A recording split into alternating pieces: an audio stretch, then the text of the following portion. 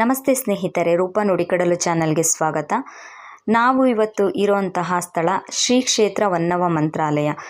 ಈ ಒಂದು ಸ್ಥಳ ಇರುವಂಥದ್ದು ಬೆಂಗಳೂರಿನ ಮಾಗಡಿ ರಸ್ತೆಯಲ್ಲಿರುವ ವನಗನಟ್ಟಿ ಎಂಬ ಗ್ರಾಮದಿಂದ ಸುಮಾರು 2 ಕಿಲೋಮೀಟರ್ ದೂರದಲ್ಲಿ ಈ ಸ್ಥಳ ಇದೆ. ತುಂಬ ವಿಶೇಷವಾದ ಪವಾಡಗಳ ನಡೆಯುವಂತಹ ಸ್ಥಳ ಅಂತಲೇ ಹೇಳ್ಬಹುದು.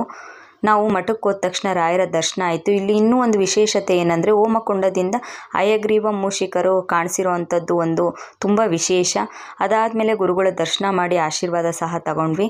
ಇಲ್ಲಿ ವಿಶೇಷತೆ ಕಾಯಿ ಸಂಕಲ್ಪ ಮಾಡಿಸುವಂಥದ್ದು. ನಮ್ಮ ಸಮಸ್ಯೆಗೆ ಅನುಗುಣವಾಗಿ ನಾವು ಸಂಕಲ್ಪ ಮಾಡಿಸಿ ಎಷ್ಟು ವಾರ ಪೂಜೆ ಮಾಡಬೇಕು ಅನ್ನೋವಂಥದ್ದನ್ನು ಗುರುಗಳು ಹೇಳ್ತಾರೆ.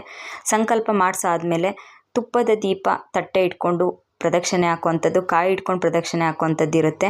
ಪ್ರತಿದಿನ ಬರುವಂತಹ ಭಕ್ತಾದಿಗಳಿಗೆ ಊಟದ ವ್ಯವಸ್ಥೆ, ಬೆಳಗ್ಗೆಯಿಂದ ಸಂಜೆವರೆಗೂ ಒಂದು ಊಟದ ವ್ಯವಸ್ಥೆ ಇರುತ್ತೆ. ಗುರುವಾರ ಸಂಜೆ ವಿಠಲರನ್ನು ರಥದಲ್ಲಿ ಕೂರಿಸಿ ರಥ ಎಳೆಯುವಂಥದ್ದು ನೋಡೋದಕ್ಕೆ ತುಂಬ ಅದ್ಭುತವಾಗಿರುತ್ತೆ. ತುಂಬ ಸಂತೋಷ ಆಗುತ್ತೆ. ಒಂದು ನೆಮ್ಮದಿ ಸಿಗುವಂತಹ ಜಾಗ, ತುಂಬ ಪಾಸಿಟಿವ್ ವೈಬ್ಸ್ ಇರುವಂತಹ ಜಾಗ ಅಂತಲೇ ಹೇಳ್ಬೋದು. ಇನ್ನು ಯಾರು ಈ ಸ್ಥಳಕ್ಕೆ ಭೇಟಿ ನೀಡಿಲ್ಲ, ಒಮ್ಮೆ ಭೇಟಿ ನೀಡಿ, ನಿಮಗೆ ಒಂದು ಅನುಭವ ಆಗುತ್ತೆ ಈ ಒಂದು ಸ್ಥಳದ ಮಹಿಮೆ ಏನು ಅನ್ನುವಂಥದ್ದು. ರಥ ಎಳೆದಾದಮೇಲೆ ಗುರುಗಳ ಕಡೆಯಿಂದ ಮಹಾಮಂಗಳಾರತಿ ಇರುತ್ತೆ. ಮಹಾಮಂಗಳಾರತಿ ಆದಮೇಲೆ ಬಂದಿರುವಂಥ ಭಕ್ತಾದಿಗಳಿಗೆ ಮಂಗಳಾರತಿ ಕೊಡುವಂಥದ್ದು, ತೀರ್ಥ ಮಂತ್ರಾಕ್ಷತೆ ಕೊಡುವಂಥದ್ದು ಇರುತ್ತೆ.